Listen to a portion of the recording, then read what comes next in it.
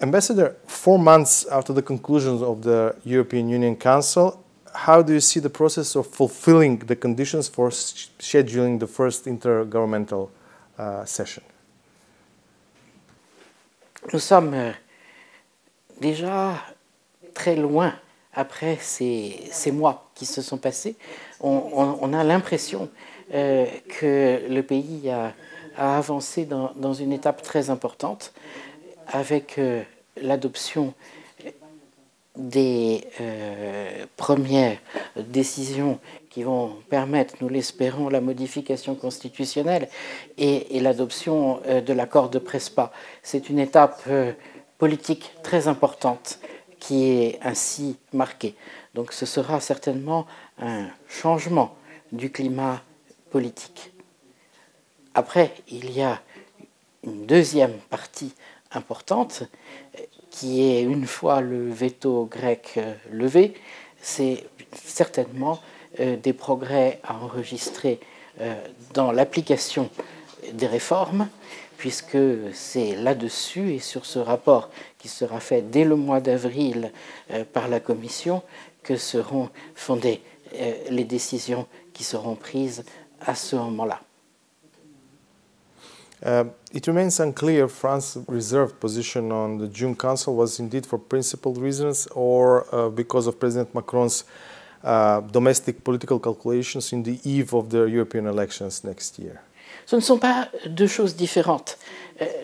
La vraie question, c'est est-ce que ces pays sont prêts à entrer dans une phase de négociation et est-ce que aussi l'opinion publique de nos pays considère qu'ils ont réglé un certain nombre de problèmes, que ce soit des problèmes d'environnement international, et vous êtes en train de les régler avec la Grèce et après l'avoir réglé avec la Bulgarie, mais aussi de savoir si la vie intérieure est stabilisée.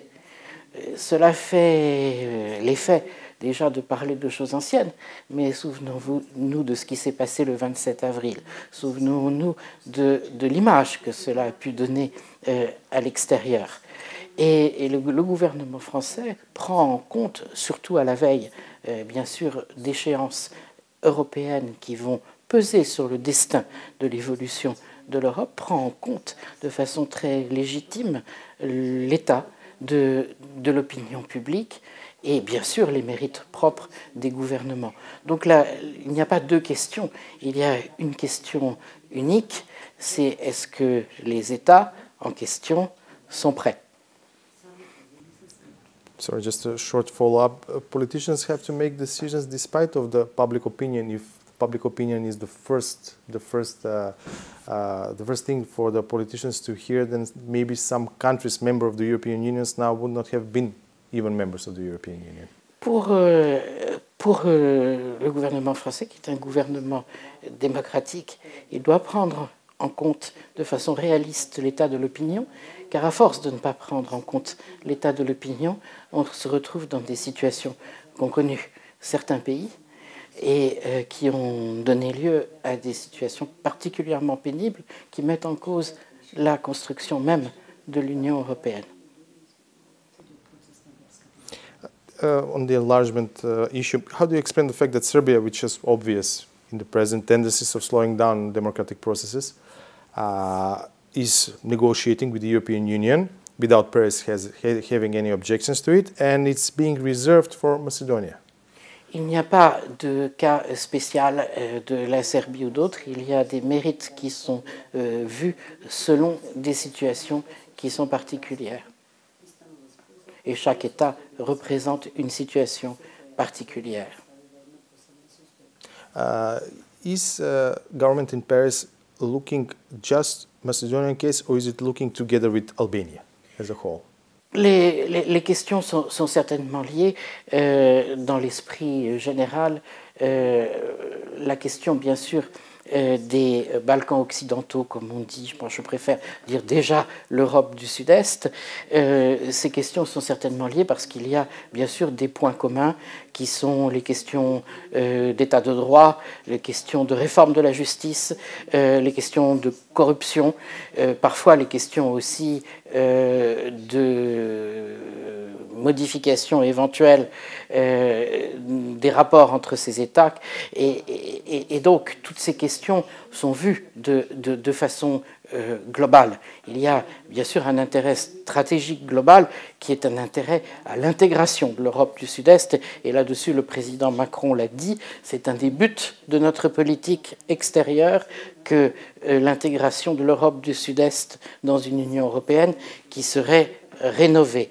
Et c'est l'autre point, bien sûr, que nous avons en tête, c'est l'idée que le système européen tel qu'il est, et cela répond et approfondit à votre question précédente, c'est le système européen tel qu'il est ne serait pas à même de gérer un grand nombre d'États, enfin 6 en plus, compte tenu des difficultés de fonctionnement qui sont les siennes maintenant.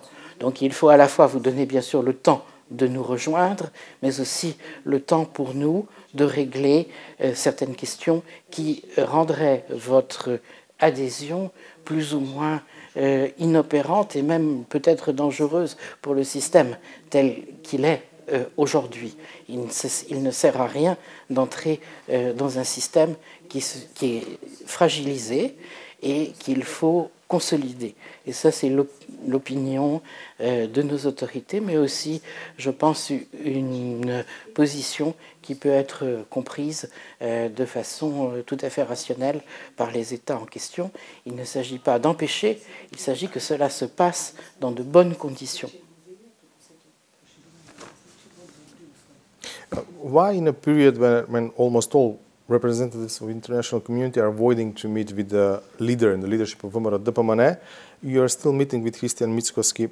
Are the positions of the current leadership of the opposition acceptable for you as a French ambassador in Macedonia? Alors, je ne suis pas sûr que nous ayons la même conception de la diplomatie.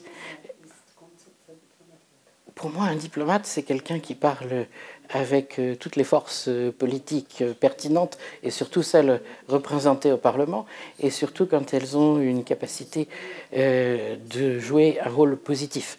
C'est naturellement ce que nous demandons au VMRO.